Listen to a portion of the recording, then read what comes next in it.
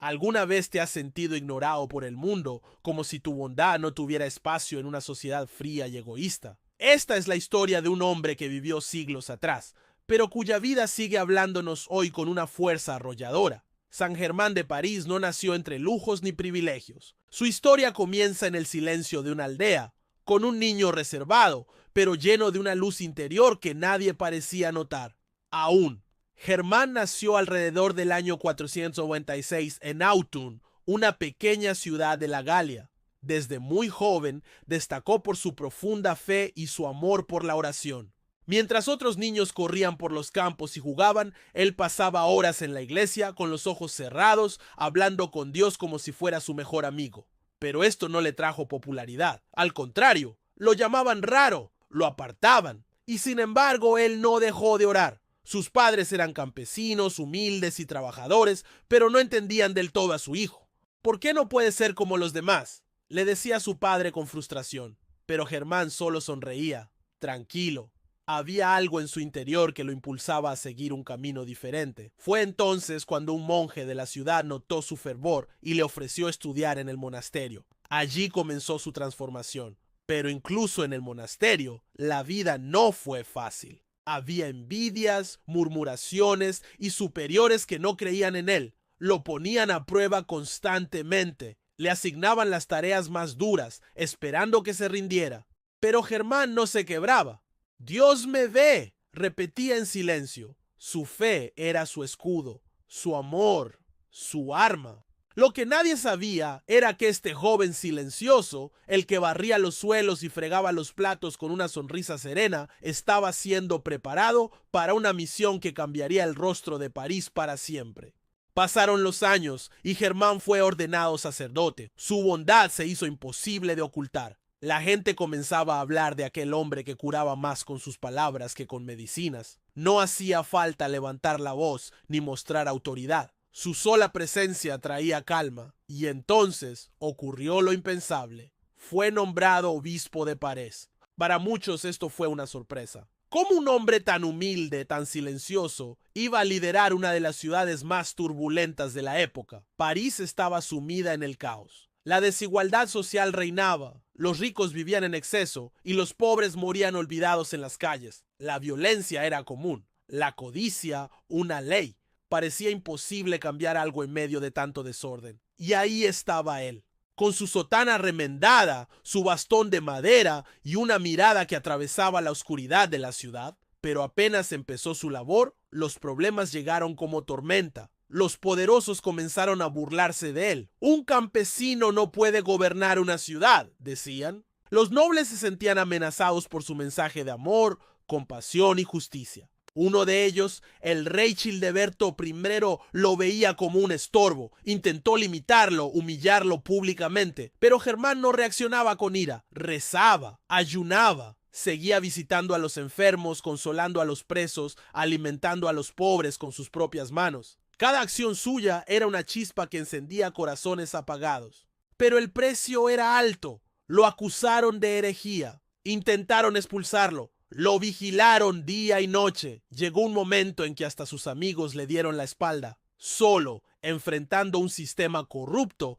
con el peso de una ciudad que parecía no querer cambiar, Germán hizo lo único que sabía hacer: amar sin condiciones. Y entonces, como en toda gran historia, algo comenzó a cambiar. No de golpe, sino poco a poco.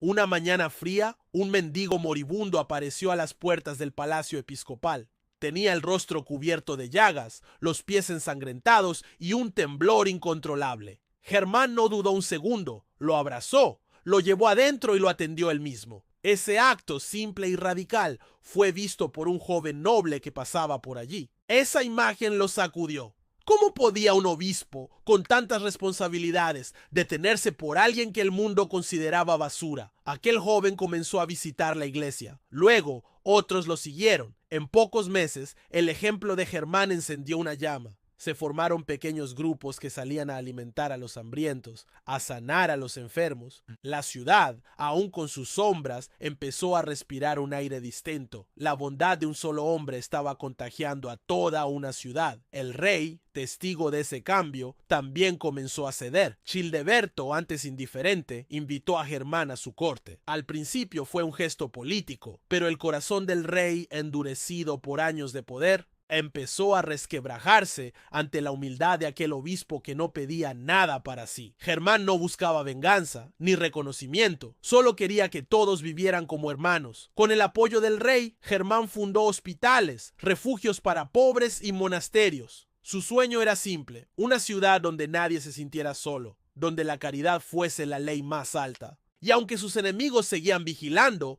él no se detenía. Sabía que el amor verdadero siempre tiene un precio, pero también sabía que vale cada lágrima. Sin embargo, había algo que lo inquietaba: la miseria espiritual de muchos. No era solo la pobreza material lo que lo angustiaba, sino la indiferencia, la frialdad del alma.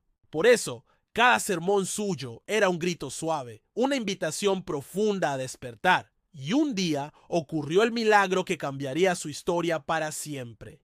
Era un día gris, París cubierto por una niebla espesa. Germán caminaba hacia una pequeña iglesia en los suburbios cuando se cruzó con una multitud alborotada. Un hombre había sido condenado a muerte por robar pan. La muchedumbre pedía justicia. ¡Ladrón! ¡Que pague!, gritaban. Germán, sin levantar la voz, se abrió paso. Miró al hombre, sucio, encadenado, llorando. ¿Por qué lo hiciste?, preguntó. Mi hija no ha comido en 3 días, respondió entre sollozos. Germán se volvió a la multitud. ¿Qué clase de ciudad hemos construido si castigar el hambre nos parece justo? El silencio cayó como un manto. Nadie respondió. Entonces Germán se arrodilló y pidió que soltaran al hombre. Pagaré su deuda, pero más que eso, construiré un pan para cada mesa vacía. Esa escena fue narrada por testigos durante años. No fue un milagro de levitación ni de multiplicación. Fue el milagro del corazón humano despertando. Desde ese día, los ricos comenzaron a donar más. Los templos dejaron de ser fríos y se llenaron de vida. Las campanas de la ciudad ya no sonaban solo para misas, sino para convocar a la caridad. Pero el cuerpo de Germán empezaba a ceder. Las largas caminatas, los ayunos, las noches sin dormir pasaban factura. Sus amigos le pedían descanso. Él solo sonreía. ¿Cómo voy a descansar si aún hay quien sufre? Sabía que su fin se acercaba, pero no temía, porque había vivido cada día como una ofrenda. En sus últimos días pidió estar rodeado de los pobres. No quería un lecho de lujo, sino el calor de aquellos por los que había vivido. Y el 28 de mayo del año 576, San Germán de París cerró los ojos. Pero en lugar de llanto hubo esperanza, porque no se iba un hombre, nacía un legado que sigue vivo, que nos dice que sí es posible cambiar el mundo, aunque todo parezca en contra, que la bondad, cuando es auténtica, se vuelve invencible. Hoy, siglos después, el nombre de San Germán de París aún resuena como un eco sagrado entre las piedras antiguas de la ciudad, pero su historia no está encerrada en vitrinas ni enterrada bajo monumentos. Su vida es una llama que sigue encendiendo corazones dispuestos a luchar por el bien, aunque cueste. Porque Germán no fue un héroe por sus milagros o por su título de obispo. Fue un héroe porque nunca dejó que la oscuridad de los demás apagara su luz. ¿Qué aprendemos de su historia? Que el verdadero poder no está en las riquezas, ni en los títulos, ni en el aplauso de los hombres. El verdadero poder está en vivir con coherencia, en seguir haciendo el bien, incluso cuando nadie lo agradece, en no traicionar nuestros valores, aunque el mundo entero nos empuje a hacerlo. San Germán nos enseña que cada acto de amor cuenta. Que una sonrisa, una visita, un gesto de compasión puede sembrar una revolución silenciosa, y que a veces el cambio no empieza con una multitud, sino con una sola persona que se atreve a ser diferente.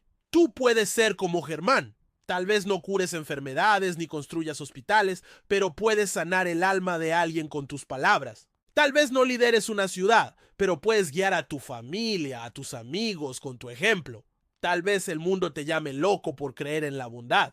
Pero recuerda, también llamaron loco a Germán. Y fue esa locura de amor lo que cambió París para siempre. Así que no temas ser distinto. No temas hacer el bien aunque estés solo. Porque como San Germán de París nos enseñó con su vida, cuando uno ama de verdad, nunca está solo, y ese amor al final siempre vence.